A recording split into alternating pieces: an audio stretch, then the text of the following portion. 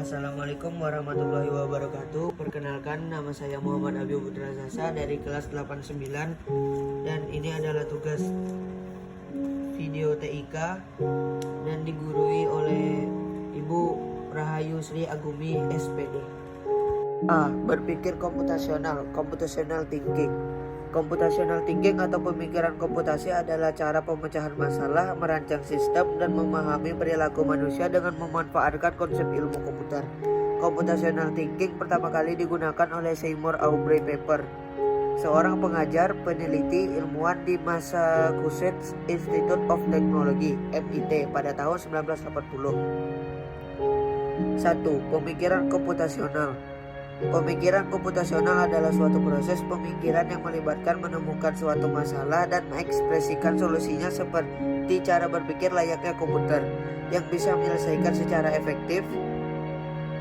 Pemikiran komputasional adalah sebuah proses yang berulang yang terjadi menjadi 3 tahapan sebagai berikut.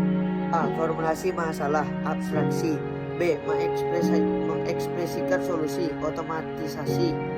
C. Mengeksekusi solusi dan mengevaluasi, analisis. Teknik Computational Thinking (CT). Computational Thinking (CT) adalah sebuah pendekatan dalam proses pembelajaran. Istilah CT pertama kali diperkenalkan oleh Seymour Papert pada tahun 1980 dan 1986. Di tahun 2014, pemerintahan Inggris memasukkan materi pemrograman ke dalam kurikulum sekolah dasar dan menengah.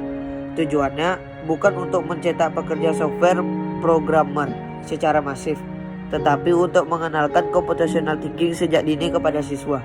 Computational thinking (CT) mengajak anak untuk mempertanyakan hal-hal berikut. A. Bisakah masalah ini menjadi lebih baik atau lebih mudah dipecahkan oleh manusia atau komputer? B. Apakah ada pola antara masalah ini dan masalah serupa yang telah kita atasi sebelumnya? C. Bagaimana cara mengatur data untuk memecahkan masalah ini? D. Bagaimana saya bisa membuat solusi umum yang berfungsi untuk rentang input? E. Apa prosedur langkah demi langkah yang bisa saya artikulasikan untuk menyelesaikan ini? F. Strategi komputasi apa yang mungkin digunakan?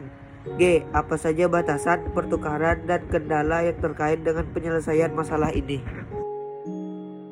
Dengan pemikiran komputasi, siswa mempelajari seperangkat keterampilan dan cara berpikir bahwa mereka dapat menerapkan masalah teknis dan non-teknis dengan A. Menerapkan strategi komputasi seperti membagi dan menaklukkan dalam domain apapun.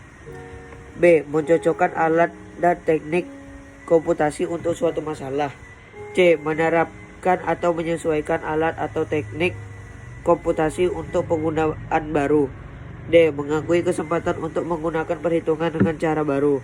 E. Memahami kekuatan dan keterbatasan alat dan teknik komputasi. 3. Karakteristik computational thinking. Computational thinking memiliki beberapa karakteristik sebagai berikut. A. Mampu memberikan pemecahan masalah menggunakan komputer atau perangkat. B. Mampu mengorganisasi dan menganalisis data. C. Mampu melakukan representasi data melalui abstraksi dengan suatu model atau simulasi.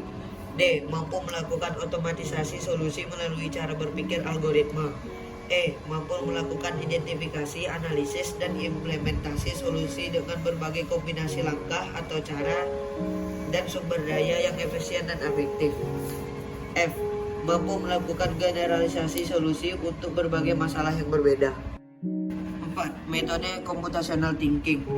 A. Decomposition. Dekomposisi adalah kemampuan memecah data, proses, atau masalah kompleks menjadi bagian-bagian yang lebih kecil atau menjadi tugas-tugas yang mudah dikelola. B. Pengenalan pola. Pengenalan pola yaitu proses untuk mengenali pola atau kesamaan umum dari masalah-masalah lain yang serupa dengan masalah yang telah ditemukan dari proses dekomposisi. C. Abstraksi. Abstraksi merupakan proses atau perbuatan pemisahan dalam computational thinking. Abstraksi merupakan salah satu metode berpikir yang dipakai programmer ketika menulis program.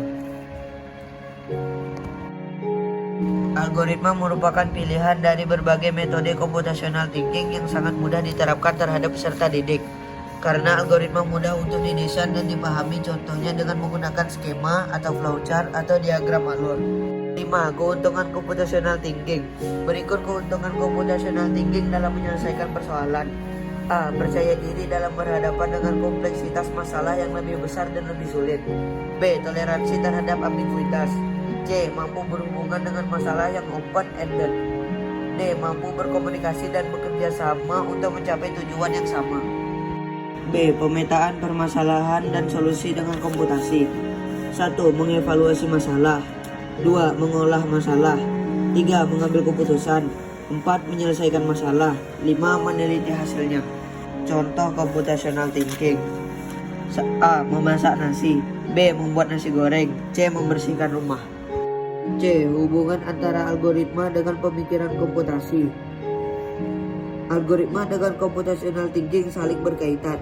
Seseorang diminta dapat menyusun solusi komputasi yang baik yang tersusun dalam bentuk algoritma, yang berarti menyusun solusi komputasi dengan menggunakan langkah-langkah yang logis dan disusun secara sistematis untuk mencapai tujuan. D. Mengajarkan kemampuan computational thinking kepada siswa. 1. Sering membaca tentang hal-hal yang berbau computational thinking. 2. Melihat lalu dipikirkan secara kritis. 3. Belajar dari pengalaman dan kesalahan. 4. Belajar langsung dengan orang-orang profesional. Teori komputasi dan komputasi modern. 1. Teori komputasi. Teori komputasi dibagi menjadi 3 ranting sebagai berikut. A. Teori otomata. B. Teori komputabilitas. C. Teori kompleksitas. 2. Komputasi modern. Komputasi modern adalah sebuah konsep sistem yang menerima instruksi-instruksi dan menyimpannya dalam sebuah memori. Dalam kerjanya, komputasi modern menghitung dan mencari solusi dari masalah yang ada. Perhitungan yang dilakukan itu sebagai berikut. A. Sejarah komputasi modern. B. Cara kerja komputasi modern.